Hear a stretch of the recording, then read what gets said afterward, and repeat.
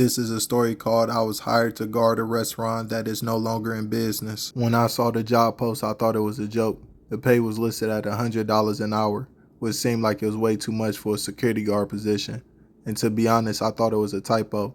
However, I applied for the job anyway, and the following day I was contacted by a man named Dave, who had written the job post and seemed overly grateful to have someone apply to the position. "Is this Jonas?" I could hear the clinging in the background on the call. It sounded like Dave was somewhere outdoors or something. "Yeah, this is me," I replied. "Awesome, this is Dave. I'm calling you about the security guard position that you applied for. I was wondering if you're still interested in the job and if you would like to meet for a quick interview." I was honestly surprised to get a call back that soon, especially since I had been applying to jobs for weeks and now I kept getting rejected. "Sure, this sounds good. Where would you like to meet?" "Thank you so much, Jonas. I'll text you the address. It's a coffee shop. I don't have an office right now. Does 3 p.m. work for you?" I glanced at my watch. It was only noon, and I had nothing planned for the day, so I agreed to meet him. And then less than 2 minutes after the call, Dave texted me the address to the coffee shop. That was 10-minute drive from my apartment. Once I arrived, I sat down at one of the tables outside the shop. There was nobody else around except for a woman who was sitting near the door reading a book.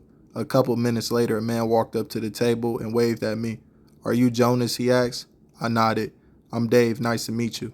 Dave was a tall man, much taller than I was, with hair that was so blonde and so perfectly slicked back that it would probably hold its shape in a rainstorm. He wore a navy suit that was slightly too small for him. The sleeves ended at a few inches above his wrists, and the pants a few inches above his ankles, showing his black socks. He wore a navy shirt with a bright yellow bow tie and carried a briefcase that looked empty. We shook hands and he took a seat across from me. "So I'm just going to jump right in and explain the job position a little more if that's all right with you." He set down the briefcase on the ground near his feet and clasped his hands together, sitting them down on the table. "Sure, that sounds good to me," I agreed. "Very well then. The job requires you to guard a building 5 nights a week, from 9 p.m. to midnight. There are some rules to follow and regulations. You need to follow them, that I could fill you in later and if you decide to take the job." Dave spoke as fast as he were in a rush or something. I tried to concentrate on what he was saying. "What exactly will I be guarding?" I asked. Dave cleared his throat, looked around a few times. "Have you ever heard of a restaurant called Cheeky's?" he asked. I shook my head. "It shut down about 1.5 years ago. No, 2 years ago. Anywhere, one of the locations is still owned by the company. It was the very first Cheeky's that ever opened, and they needed some extra security for the building." His explanation seemed vague, and he seemed like he was on the edge or trying to avoid getting into specifics. "Oh, are you people trying to break in or something? Why do you need security for a building that isn't used?" I asked. Dave sighed, let out a short laugh that was forced. "Something like that," he said. Confused, I decided to stop asking about specifics of the company, trying to ignore the red flags. I need the job badly. "I noticed on your job post that the pay was listed at $100 an hour. Was that a typo?" I asked, changing the subject. "Oh no, that was not a typo. We want people who are take this job seriously and will go above and beyond to ensure the building is secure," Dave said, his mood flipping in an instant. After hearing that, it was as if the weirdness from earlier never happened. I was not about to turn down a job that paid me that much, even if the employer was a bit odd. "So, what do you think?" Dave asked a few minutes later after the silence. "Do you still want the job?" "Yes," I replied without giving a second thought. "Wonderful. Oh, thank you so much, Jonas. I'll send you the schedule and the location of the building tomorrow." He extended his hand and shook my hand aggressively. "Thank you for meeting," I replied as we both stood up. No, thank you for taking the position. You don't know how grateful I am for this." We parted ways after saying quick goodbyes, and I drove back home thinking about Dave and his weirdness at the start of the interview. I tried to think of reasons as why the pay was so high while the details of the job were so secretive, and after a while I decided that being a security guard for an old restaurant was a front at this point. I was more than okay with that. The following morning I received an email from Dave that contained the address to the building that I would be guarding, as well as the work schedule for the next week. After I verified my availability, Dave sent the email back asking him about the training for the job. He replied about an hour later, "Only tell me that somebody named Brandon will fill me in on my first day." My first day was a week later, and I made the 20-minute drive to the location. I got there about 10 minutes before my shift. The building was surrounded by a chain-link fence that had a gate towards the front of the property and above a dozen no trespassing signs. I parked outside the fence to the right where there were 2 cars that I assumed belonged to the workers, and then I walked through the gate, making sure to shut it behind me. The building itself was rather large, a lot larger than I would have expected a restaurant. All of the windows had been boarded up with a large piece of board, wood, some which have vandalized recently and contained phrase like "get out" and "beware." I rolled my eyes, beginning thinking maybe the owners were simply over paranoid and want to ward off some stupid kids that were treating the place like a haunted house. The old Cheeky sign was still at the top of the building, although it was faded and broken down now. You could barely even see the name of the place. There was an animated yellow dog on the side of the sign, presumably Cheeky's mascot, that had been vandalized with a black X painted across the eyes. The area around the building was mainly dirt, with random patches of overgrown grass and weeds. It was pretty dark, and the only source of light was 2 lampposts in front of the building, and the light coming from outside of the trailer that was parked behind the building. I knocked on the door. A slight breeze rattled the fence behind me, and I looked around feeling a bit spooked. I could hear movement coming from inside the trailer. Then the door was open, and a guy stuck his head out of the trailer to look at me. He had long hair and a tattoo of a bird on the side of his neck. "Are you Jonah?" he asked. "Jonas," I corrected him. He looked at me and shrugged. "Sure," he replied, stepping aside to let me in. I climbed up the 2 stairs to the trailer and looked around. It was mainly empty except for a small table with a microwave on it, 3 chairs, a mini fridge, and a bathroom. There was another guy sitting at the left of the trailer, in front of the 3 computer screens that showed the security footage from multiple angles of the building. There was a 4th screen in a corner that was off and had an orange sticky note on it that said "out of order." "Hey Mark, this is Jonas," the first guy said, reaching over their table to grab the steaming cup of ramen. "You're early," Mark replied. He was bald, had a scar on the left side of his face. "Yeah, I like to be early," I said. Mark turned around and nodded, looking at me for a few seconds. "Brandon's going to show you around a bit and give you some info about the job." I nodded and turned to look at Brandon, who was blowing on his noodles. He sighed and stood up as he shoveled a fork of noodles in his mouth and mentioned, looking at me for a few seconds, "Brandon's going to show you around a bit and give you some info about the job." I nodded and turned to look at Brandon, who was blowing on his noodles, motioned for me to follow him. He handed me a flashlight, which I turned on, then followed him out of the trailer, shutting the door behind me. Then we began walking around the building.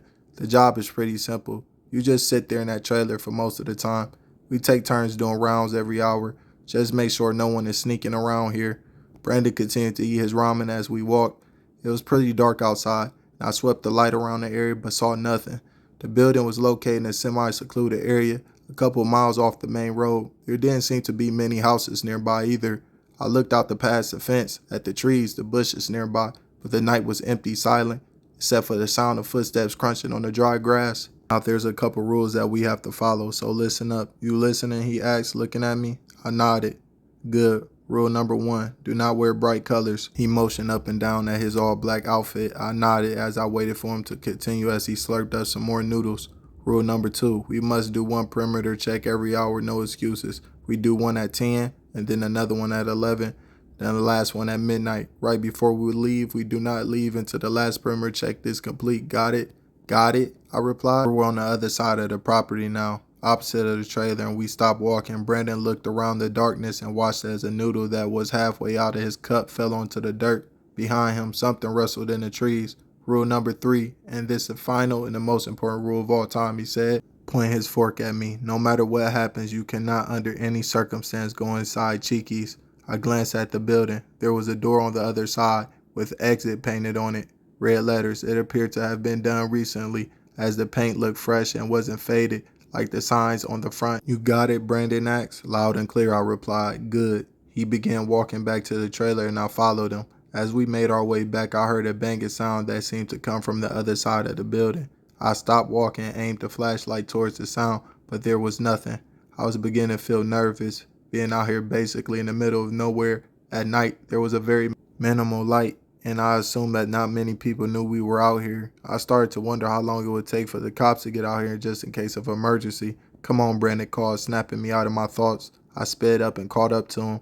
As I took a look in a quick stride toward the trailer, Mark was still sitting in his usual spot when we returned, looking at the computer screens as he flipped a pen in his fingers. How'd it go? He asked without looking back. It was great, Brandon replied. He drank all the broth from his noodles, then tossed a cup on the table. What's to do? You can take the second shift perimeter check at 11. Until then, make yourself comfortable, I guess, Mark said. I sat down on the last empty chair and stared at the screens. There was nothing going on. I wonder why they needed 3 people to guard this old building. Was it even being used anymore? What exactly are we guarding? I asked after a few moments of silence. Mark glanced back at the building, Brandon, as Mark chuckled. Come on, there's no way they're paying 3 people $300 a night to guard the building. It's 'cause it's haunted, Mark replied. Seriously, I asked. He laughed. No, I sighed, annoyed at the lack of an answer. There's something inside the building, Brandon said. I don't know what it is, but it's something important. That's why they pay us so much. Drugs, I asked. Brandon shrugged. Maybe. Neither of the guys seemed like they were interested in having a conversation, so we spent the rest of the time in silence, and at 10 p.m. Brandon got up to do the perimeter check. I watched him on security footage as he made their ways around the building, shining a light around the area to make sure there wasn't trespassers.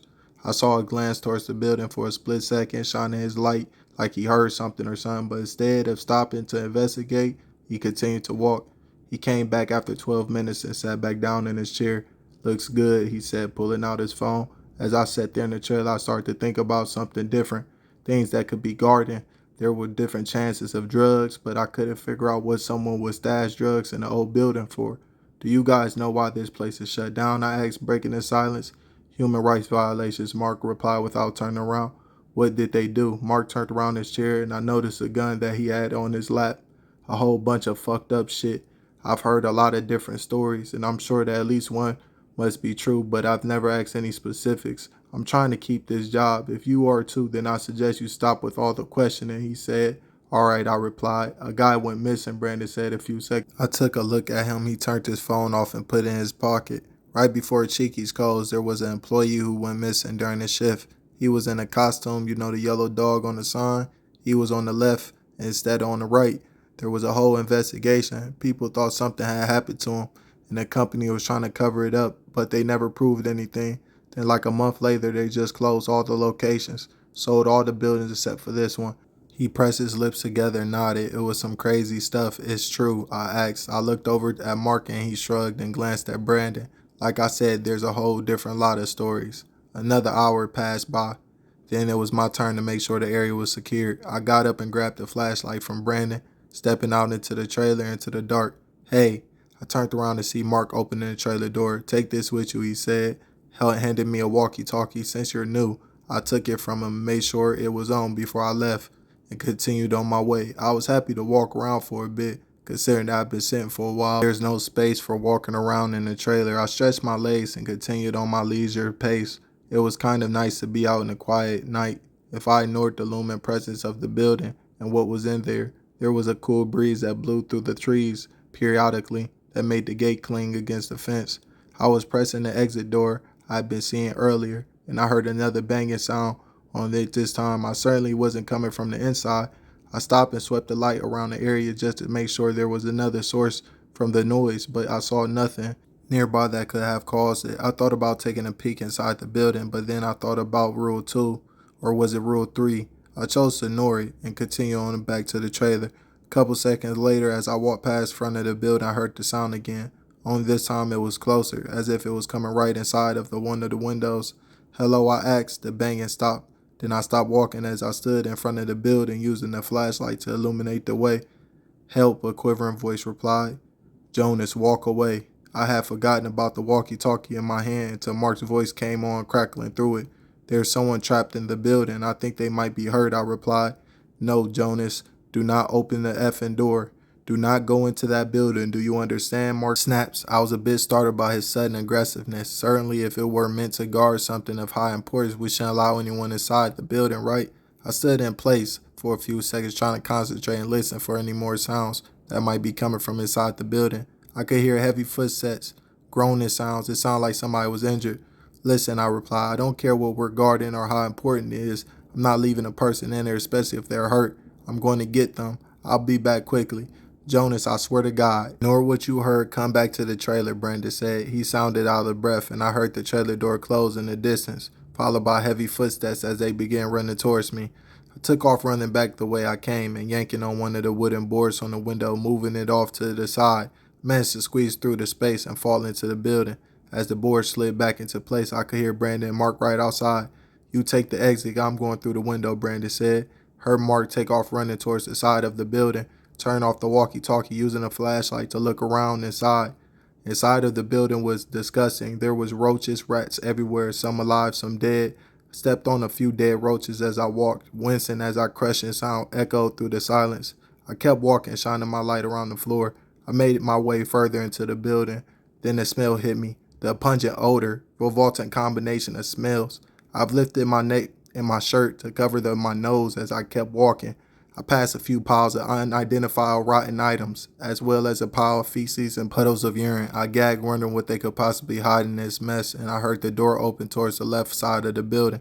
"Jonas," Mark hissed. I didn't respond and kept walking further into the building, looking for the source of the voice. "Where the F is he?" I heard Brandon whisper. Stopped walking to shine the light around the inside of the building, but I couldn't see anything. "Jonas, we see you. Get the F over here," Mark called from behind me. I turned off the flashlight and continued to walk as my eyes adjusted to the darkness. Then I heard the sound of rapid footsteps coming from the other side of the building. They were fast and loud, slapping hard against the cement floor of the building. I jumped out the way carefully not to lose my balance, fall into a pile of rat and stuff or worse. The footsteps sped right past me, and I ran in towards the nearest window and I heard a crash. "Holy crap," Brandon said. I could hear gun sounds and struggled, then 2 gunshots. "What the F is that?" Brandon yelled. "It has to be him. I'm not dying," Mark replied. I pushed on the wooden board of the window as I heard screams, followed by more gunshots. My heart was pounding in my chest as I threw myself against the boarded window, crying out in pain as my shoulder cracked. I was no longer worried about someone being stuck inside the building. I wanted to get out. Finally, I was able to loosen up the board, threw myself out the window, rolling onto the dirt outside, and I winced as my shoulder made contact with the ground. Then I crawled back to the window. I held my breath to listen. There was nothing but silence coming from the building. I moved closer to the window. There were cracking, chewing noises coming from inside, but I could no longer hear Mark or Brandon. I got up and ran, pushing the gate open and digging in my pocket for the keys. Once I made it to the car, I threw open the door and got in, slamming it shut, locking as I started the engine. I sat there for a few seconds waiting to see if Mark or Brandon would come out, but they didn't. Something else did though. It was a man, or someone who was once a man. At least he was tall and completely naked, with small patches of dry, dirty yellow hair that seemed to be coming from his skin. His visible skin was weird shade of yellow. His feet and hands was misshapen and larger than a normal human's. He was hunched over, his arms dangling towards the ground. I watched as he walked closer to the side of the property that was on the park side. I noticed that his head had been mostly shaved except for a small tuft of some yellow hair coming out of his head. His ears were gone. Instead, he had 2 large floppy dog-like ears attached to the side of his head, but they were gray and had chunks missing from each side. It looked like someone had fabricated them out of actual skin that was now rotten. I slowly shifted into reverse, began to back away from the fence. The man saw me, dropped his upper half down on his hands, were on the floor, looked up towards me, and I could see his tail moving around behind him. Then he started running at me on all fours, full speed. I sped up violently, launching backwards, then forward as I fumbled to shift back into drive. I pressed my foot on the grass as the man leapt onto the gate and began to climb it. I sped away, not looking back until I began to hit the road for a few seconds. There didn't seem to be anyone following me, so I drove, shaking, hyperventilating until I almost ran out of gas. I spotted a motel, pulling into the parking lot and getting into a room for the night. Now I want to go back home. I didn't sleep that night either. Every time I closed my eyes, I would see that thing tearing me apart in the motel. I checked on the next morning and drove to a gas station across the street to fill up my tank. I have decided to keep driving, not want to return to that town, but I questioned by the police. I knew it was probably the worst thing to disappear, but I couldn't get the image of the man out my mind. Was he what we were guarding? Had I messed up? What had they done to him? I thought back to the story that Brandon had told me, refusing to believe what he had told me and refusing to believe what I have seen. How much had they changed this human? Dogs were good at sniffing people outright. What if he followed my scent and killed me? I tried to ignore the paranoia as I walked into the gas station to pay. Once I finished, I walked back outside to my car. I could see a piece of paper flapping in the wind under my windshield wiper. I looked around, didn't see anyone around, even though I knew for a fact that the paper had not been there when I left the motel. I pulled it out from under the wiper and scanned the paper. It was written in a flyer, and join us for a cheeky roll reopening next week. Below that was the address of a building I had been at the night before, along with a drawing of a yellow dog. Thanks for listening, and please subscribe. The more you subscribe, the more I upload, and we all appreciate you from this channel of Bedtime Pasta.